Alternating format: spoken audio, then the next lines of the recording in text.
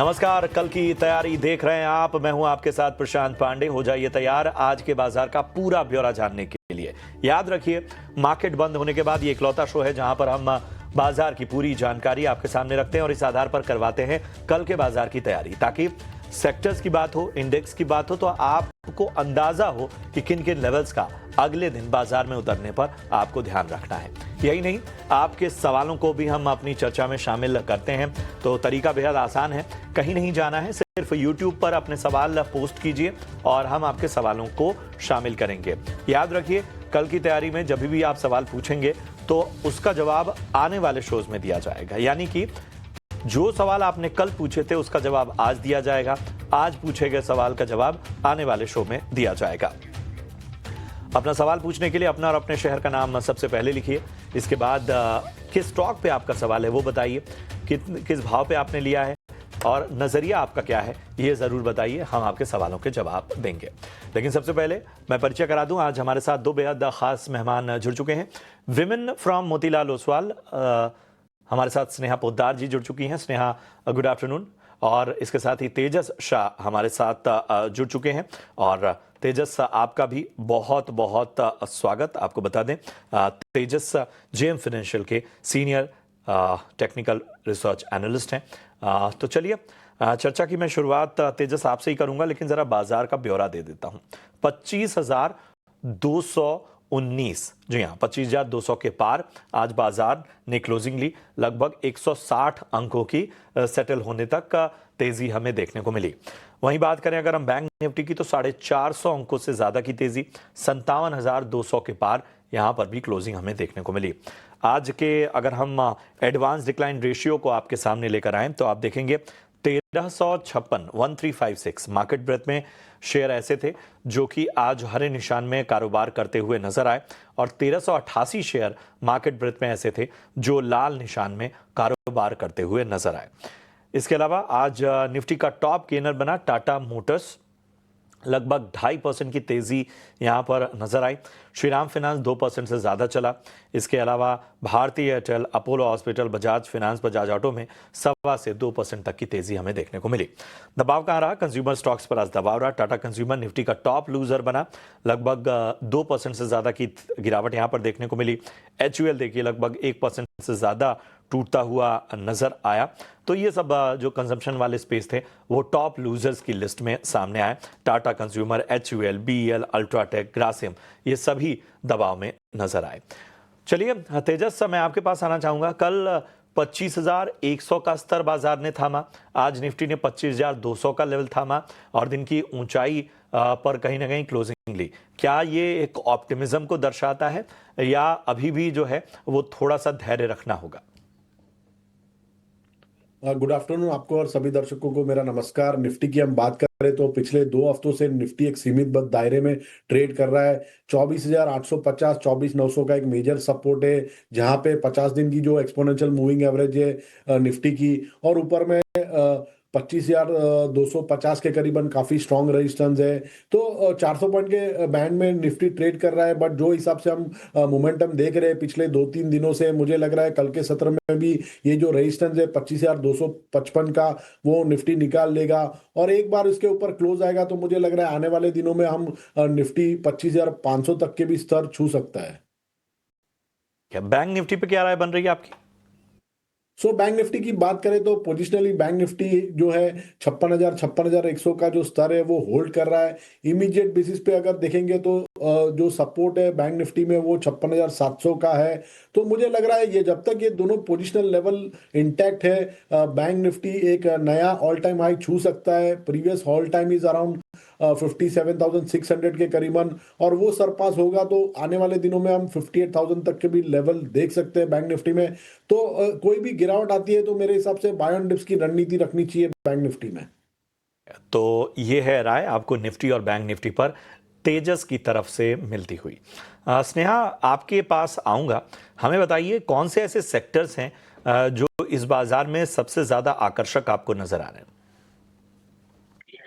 Good afternoon. Sectors की अगर बात करें तो आप थोड़ी बहुत ऑटो सेक्टर में देख सकते हैं, काफ़ी बाइंग इंटरेस्ट आ रही है। स्पेशली क्या है कि हाल फिलहाल में जो इंडिया और यूके के बीच में एफटीए डील साइन होने वाली है, तो उससे थोड़ा ऑप्टिमिज्म बना हुआ है, बिकॉज ऑटो सेक्टर का वहाँ पे काफ़ी, यूरोप में काफ़ी स्ट्रॉन्ग प्रेजेंस है। तो वहाँ पे वैल्यूएशन कंफर्ट भी काफ़ी है। काफ़ी टाइम से मार्केट में ये सेक्टर ने पार्टिसिपेट भी नहीं किया है, तो इस सेक्टर में एक इंटरेस्ट काफ़ी बना हुआ है, और इसे as a value pick up long term नज़रिए से डेफिनेटली देख सकते हैं।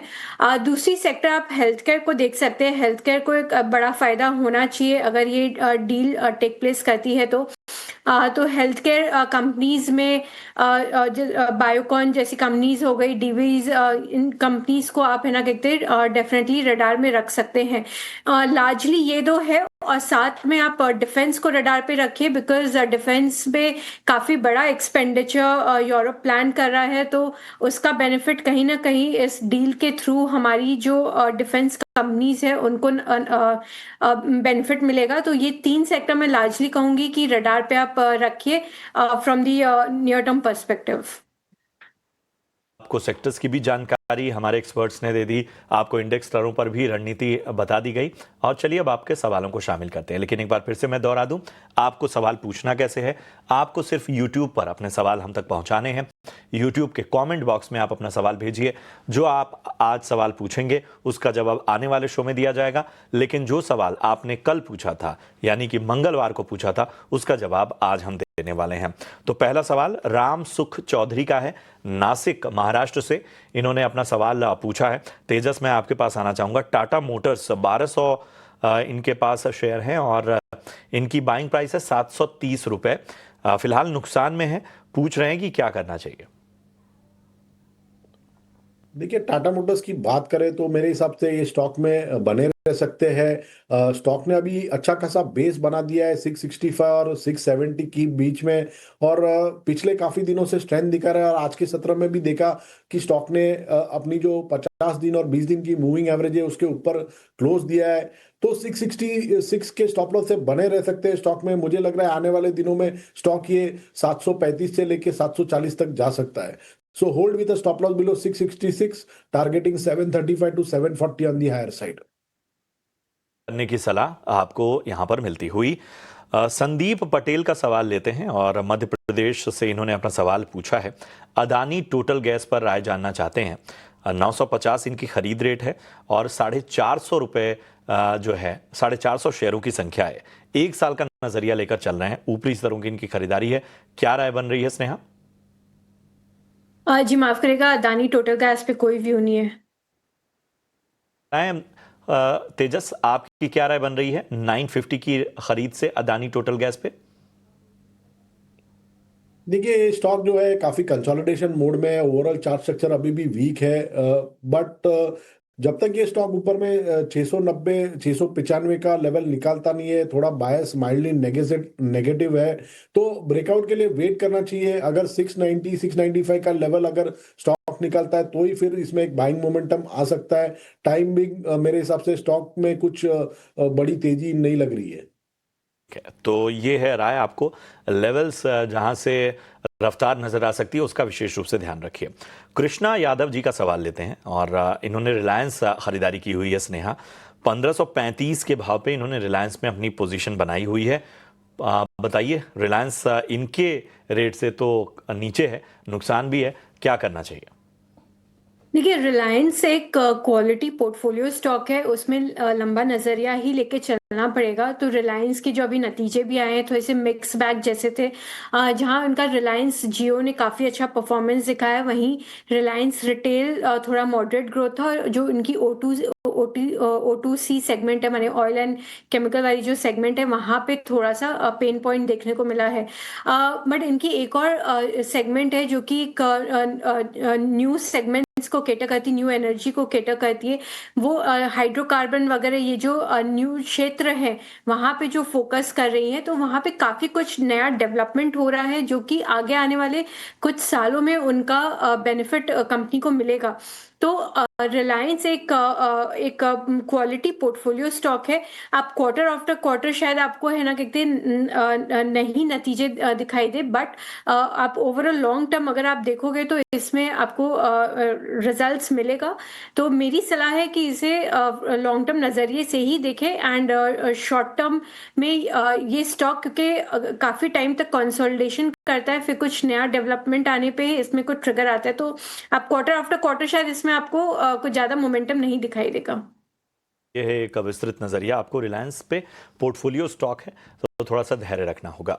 चलिए अगला सवाल लेते हैं, और सुनील सिंह ने पठानकोट से ये सवाल हम तक पहुंचाया है। IRFC पे राय जानना चाहते हैं। 850 शेयर हैं इनके पास और बाइंग प्राइस है 155 की। एक साल तक का नजरिया लेकर चल रहे हैं। तेजस नहीं, माफ कीजिएगा, जी जी, अच्छा ठीक है, तो ये थोड़ा सा करेक्शन हमें करना होगा। इनका नाम है सुनील सिंह और इन्होंने 155 के भाव पे IRFC खरीदा हुआ है। बताएं तेजस, IRFC कैसा लगता है आपको? देखिए, IRFC की बात करें तो तकनीकी रूप से स्टॉक अभी एक डाउन ट्रेंड में चल रहा है। लोअर टॉप लोअर बॉटम के फॉर्मेशन है और 50 दिन और 200 दिन की मूविंग एवरेज के नीचे कंसिस्टेंटली ट्रेड कर रहा है। तो थोड़ा सा बायस नेगेटिव है, बट क्योंकि इनका नजरिया लंबी अवधि का है तो मेरे हिसाब से अगर लंबी अवधि का नजरिया है तो एक 125 के स्टॉप लॉस से बने रह सकते हैं। स्टॉक को 138 140 का एक रेजिस्टेंस जोन है वो सरपास करना पड़ेगा, तो ही फिर फ्रेश मोमेंटम आएगा। अगर ये लेवल सरपास होता है तो मुझे लगता है आने वाले दिनों में स्टॉक 150 तक भी जा सकता है। वहां पे फिर से स्टॉक को रिव्यू करना पड़ेगा। ठीक है, तो 150 तक जब स्टॉक जाए तो वहां पर आपको रिव्यू करने की सलाह मिलती हुई। चलिए अगला सवाल कपिल देव भारती का है और इन्होंने टाटा स्टील लिया हुआ है। 165 रुपए के भाव पे इनकी खरीदारी है। 31 जुलाई तक का नजरिया जाना है, बहुत ही शॉर्ट टर्म का है, तो तेजस मुझे आपके पास ही आना जाना होगा। देखिए, टाटा स्टील की बात करें तो स्टॉक एक अच्छे खासे अप ट्रेंड में चल रहा है। हायर टॉप हायर बॉटम के फॉर्मेशन है, प्लस शॉर्ट टर्म और लॉन्ग टर्म मूविंग एवरेज के ऊपर ट्रेड कर रहा है। इमीडिएट बेसिस पे स्टॉक का सपोर्ट 157 का है, तो 157 के स्टॉप लॉस से स्टॉक में बने रह सकते हैं। ऊपर में पहला टारगेट रहना चाहिए स्टॉक का करीबन 169 का, और वो लेवल सरपास होता है तो मुझे लग रहा है 175 तक के भी लेवल हम स्टॉक में देख सकते हैं। तो मेरी राय से स्टॉक को होल्ड करना चाहिए for with stop loss below 157। तो फिलहाल पॉजिटिव नजरिया, आगे बड़े लक्ष्य आपको हासिल हो सकते हैं, स्टॉप लॉस का ध्यान रखिए। भूपेंद्र परमार जी का सवाल लेते हैं। CDSL इन्होंने खरीदा हुआ है, 285 शेयर हैं और 1748 के भाव पे इन्होंने लिया हुआ है। स्नेहा, CDSL 1748 कैसा लगता है आपको? CDSL एक काफ़ी अच्छी क्वालिटी कंपनी है, जो कि आप लॉन्ग टर्म नज़रिए से होल्ड कर सकते हैं। बेसिकली अभी मार्केट थोड़ा म्यूटेड होने से स्टॉक भी काफ़ी टाइम से कंसोलिडेशन मोड में है, बट जैसे ही मार्केट में मोमेंटम आएगी तो ओवरऑल स्टॉक में भी आपको मोमेंटम दिखेगा, बिकॉज इनकी जो मेन रेवेन्यू है वो ट्रांजैक्शन बेस्ड रेवेन्यू रहती है। तो मार्केट में जब ओवरऑल वॉल्यूम बढ़ता है तो इनकी ओवरऑल रेवेन्यू भी बढ़ती है, तो काफ़ी कुछ इनका लिंक्ड है डायरेक्टली मार्केट से। बट ओवरऑल जो मार्केट में जो व्यू बन रहा है कि यहाँ से इक्विटी मार्केट अच्छा करना चाहिए for next 3 to 5 years, and demat account penetration जो कि अभी काफ़ी अंडर पेनिट्रेटेड है, वहाँ पे भी काफ़ी स्कोप है। तो जैसे जैसे डीमैट अकाउंट पेनिट्रेशन होगा, CDSL जैसी कंपनीज बेनिफिट करेगी, एंड प्लस ओवरऑल दोनों प्राइमरी और सेकेंडरी मार्केट से डायरेक्टली लिंक होने से वहाँ से भी इन्हें डायरेक्ट बेनिफिट मिलता है। तो CDSL को आप ये शॉर्ट टर्म जो नॉइजेज है इसको अवॉइड करके आप इसे लॉन्ग टर्म के लिए होल्ड करिए। ये स्टॉक काफ़ी अच्छे रिटर्न देगा आपको ओवर अ लॉन्ग पीरियड। ठीक है, तो ये है राय आपको मिलती हुई CDSL पे। रूबी रानी का सवाल लेते हैं। BSE लिमिटेड पर राय जानना चाहती हैं। 2710 की इनकी बाइंग है BSE लिमिटेड पे, फिलहाल नुकसान में है। BSE का शेयर, तेजस बताइए क्या राय बन रही है आपकी? देखिए, BSE लिमिटेड की बात करें तो स्टॉक ने एक रिसेंटली 3030 के करीबन एक स्विंग हाई बनाया था और उसके बाद लगातार एक स्टॉक करेक्शन मोड में चल रहा है। बट रिसेंटली स्टॉक ने एक अच्छा खासा बेस बना दिया है 2350 2360 के करीबन, तो 2350 के स्टॉप लॉस से बने रह सकते हैं स्टॉक में। आज भी स्टॉक ने जो है 50 दिन की मूविंग एवरेज के ऊपर बंद दिया है और हायर टॉप के जो पैटर्न है वो फॉर्म हो रहा है, तो मुझे लग रहा है इमीडिएट बेसिस पे स्टॉक 2800 2850 तक जा सकता है, तो होल्ड करने की सलाह है स्टॉक में। आपको यहाँ पर स्टॉक में और स्टॉप लॉस का विशेष रूप से ध्यान रखिए। चलिए, इतने ही सवालों को हम शामिल कर पाएंगे, लेकिन आप अपने सवाल यूट्यूब के कमेंट बॉक्स में हमें भेजते रहिए। हम आपके सवालों को आने वाले शोज में शामिल करेंगे। अब बढ़ेंगे आगे और लेकर आएंगे आपके लिए वीआईपी शेयर्स।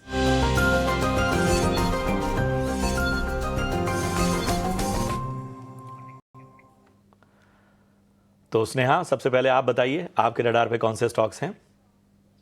सबसे पहला स्टॉक मेरे रडार पे डिक्सन टेक्नोलॉजी है।